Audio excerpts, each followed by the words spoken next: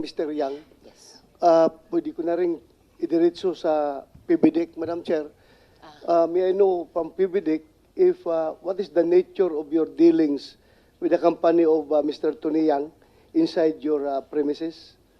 PBDEC resource person, nasaan po kayo? PBDIC. Thank you. Yes, Mr. Medrano. Yes, Attorney good Medrano. afternoon, Madam Chair. My name is Attorney Benjamin Medrano. I'm the acting Deputy Administrator for Operations in PBDEC.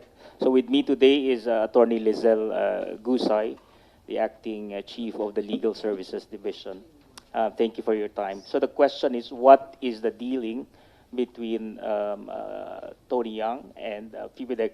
So what? Yeah, because lumabas during the last hearing that yung kanyang steel company is situated inside your premises. So ano bang arrangement ninyo? Locator lang ba sila? Nagre-renta ba sila or what? Yes, Madam Chair. So PBDEC is essentially a landlord. So it is the Subic of the South, right? So it's located in northern Mindanao. It's a 3,000-hectare estate. And then PhilSanja registered as a locator back in 2019 during the term of Administrator Quijano. So they are a registered locator. I'm referring to the company, PhilSanja Steel Development Corporation. Madam Chair, if I may. Go ahead. No, I would just like to Senator Joel. ask Madam Chair, ano yung kontrata nitong Sanjia sa inyo? Locator siya, and you were talking about some number of hectares in the land, if I'm not mistaken, in Tagoloan. Is that where it is? Yes, so it's situated in Tagoloan and Villanueva. It's composed of two municipalities in Misamis Oriental. So Yes, but Sanjia is a locator operating in Tagoloan lang. yes. And how many Madam Chair. hectares are they leasing? If I recall, it's from our records, it's around 62 hectares. 62 hectares. Can you also, Madam Chair, we asked that we be given a copy of their contract. You have a contract for sure, right? Yes, in fact, Madam Chair, we provided the committee through the Chief Legislative Officer all the copies of the documents relating to PhilSanja. Last weekend, the team worked day and night to collate all the documents and provided them last weekend. Okay, so they started when? You made mention, 20 or... So the application was made back in 2018. 2018, and and that's then, a 25-year lease. Is that correct? Yes, Madam Chair. Yeah, Madam Chair, if I may, just one last, because I've seen this report about PBDEC's own report, and it was noted that PBDEC actually flagged Sanjia for alleged rice and drug smuggling.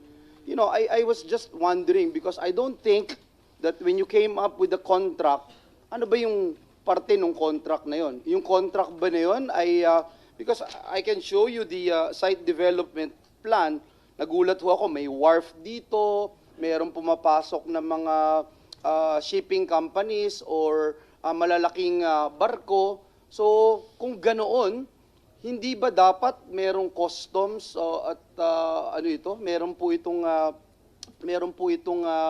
nagmamanage, nagre-regulate nito, because it is no longer part of PBDEC's jurisdiction na papasok ang international shipping company doon sa lugar na yon. Is that correct?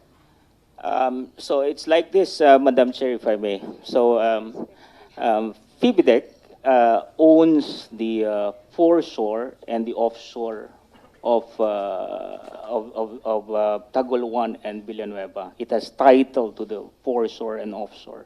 The locators, some of them, they likewise lease the foreshore and offshore. So we have several locators there, like San Miguel, like FDC. They have their own. They lease the foreshore and offshore of PBDEC. My only question, Your Honor, is that is Sanjia Sanjia allowed to operate a commercial port? They They are not. they did apply for They can apply through PBDEC. they did lease the foreshore and offshore and applied to register as a commercial port operator back in 2019 or 2020. And live pa rin po yan, hindi nyo yan terminate. It is currently a live contract. Live. In Section 19 of the contract, Madam Chair, Section 19, signed by alias Antonio Lim. Are you aware of this? It provides that the lessee agrees to not use or permit the use of the leased premises or any part thereof for any immoral and other purposes prohibited by law. In 2021, in your own report, PBDEC noted that Sanjia allegedly meron pong mga rice and drug smuggling at their port inside PBDEC. Anong ginawa niyo ho dito? So that report we've submitted to the committee, right? So there was an alleged incident back in 2021, which was the PBDEC side was alerted, and initially, from what I read from the report, initially the administrator back then halted the shipment. Because of, at that time, they did not yet obtain a permit to operate, right? But eventually, the agency, which has jurisdiction over the control of the borders and as well as the collection of the fees and tariffs, they intervene. That is your opinion, sir. I'm sorry. That is your opinion. Is Uh, that your opinion, or that is what your report says? That is what our report says. That is not under your jurisdiction. It is under your jurisdiction because No. because Sanjia is inside the PBDEC's area. No, may I clarify, Please. Madam Chair? So PhilSanja, right, is the owner of the, as the owner of the foreshore and offshore. It is also the the powers of PhilSanja is control over the safety of the port.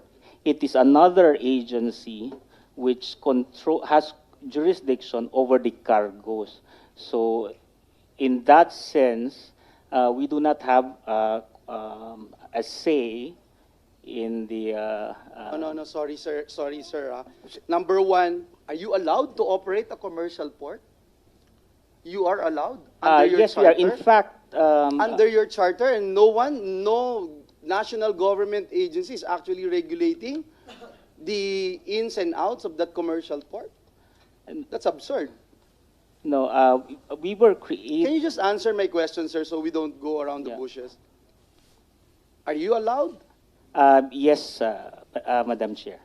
And you are not being regulated by any government agency, national government agency, customs? We have The customs. PPA. PTA? PPA. No, we are not. PA? Well, you're not. And when you made that report that you flagged Sanjia for alleged rice and drug smuggling, what happened? Isn't it, again, I mentioned you Section 19 of the contract. Yeah. Isn't it that is already a ground to terminate the contract of Sanjia to PBDEC? Senator Joel, if I may. Yeah, just Senator De La Rosa. short interjection. Attorney, who was that administrator during that time that made that report of rice and drug smuggling inside that facility? Back in 2021, Madam Chair, the administrator was Pompey Lavinia. Still the administrator today. No more. What is he now in PBDEC? Kasi inimbitahan po siya ng komite, nag-reply sila. He's no longer with PhilSanja. Ano na po siya sa... Wala na siyang position sa PBDEC? No more, Madam Chair. Alright. Pero at least sinagot niya yung imbitasyon ng komite. Hindi lang sila makapunta ngayon. I am not. No, I'm just informing Okay. So, everyone present. so again, Madam Chair, because this is in aid of legislation. Yeah. One, it feels so weird, Madam Chair, that a locator can actually put up a wharf and operate a commercial port. Madam Chair? And under your nose, you were saying that you yourselves came up with a report saying that you flagged down Sanjia for alleged rice and drug smuggling, and yet you cannot do anything to terminate the contract. Can I answer, Madam Chair? Please do. The report stated that the agency which has control over the cargoes, right, cleared it, and at that time the management did contact NICA, and then NICA also confirmed that there was no alert order which was issued on the cargo, so we had no jurisdiction over the Madam Chair, and that is why, sorry, Yeah. I cannot allow, as a Senator of the Republic of the Philippines, I cannot allow PBDEC to operate like that. All of a sudden, hugas kamay na kayo, nakahuli kayong smuggler, nakahuli kayo ng rice smuggling, drug smuggling, tapos wala na, hugas kamay na kayo, wala kayong jurisdiction. And yet, you can actually operate a commercial port. What did you do?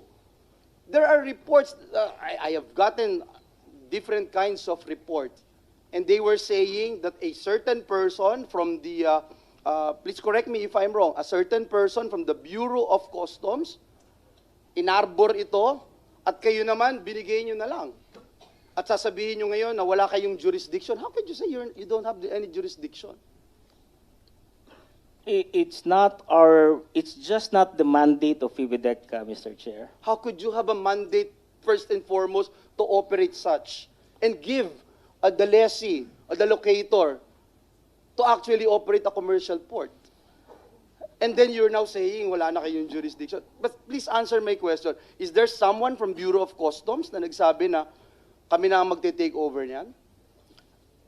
I believe it was stated in the report. In the report, that's why. So it's in the report. Why are you not saying it?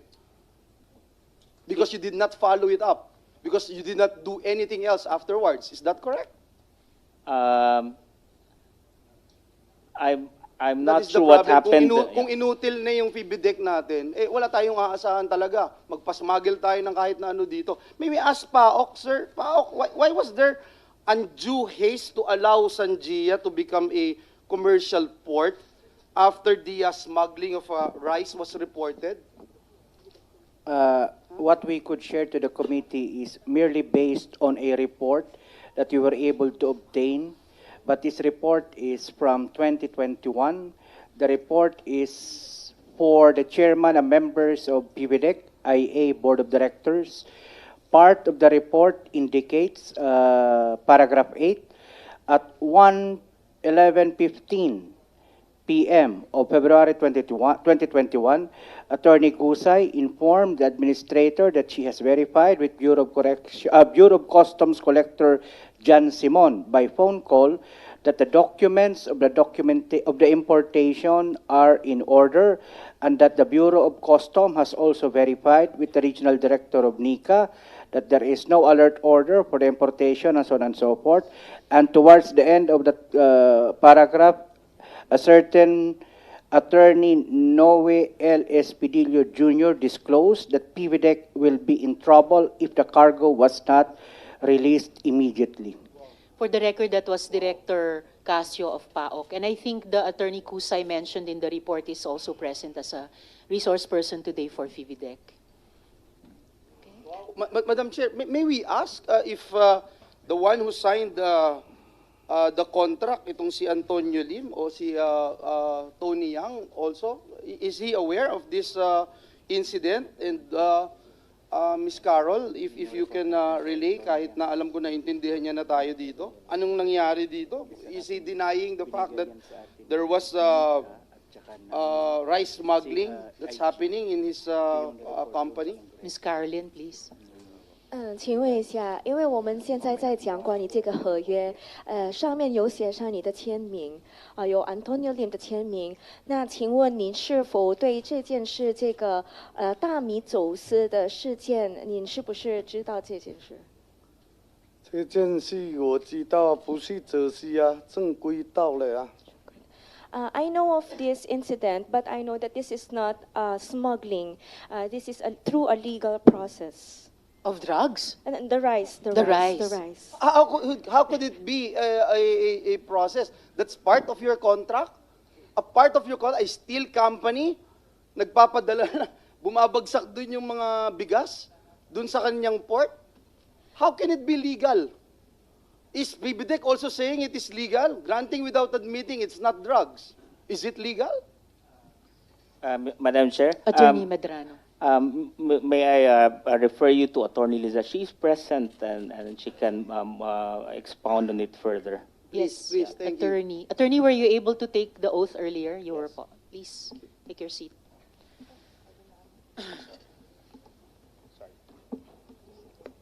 Good afternoon, Madam Chair and honorable senators. The question is if it was illegal or if it was legal importation. In the first place, when FIVADEC entered into a contract of agreement with PhilSanja, everything was in order. We relied on the proper government agencies to vet the identities of the persons who were doing the contract signing with us. Who are these government agencies? SP pro tempore. They actually, Senator Potempore, they actually gave us a copy of their application, and it was a Securities and Exchange Commission who provided us the articles of incorporation telling that Mr. Antonio Lim was a Filipino. Oh, wow. Comsec, is SEC here today? Please come forward for any questions.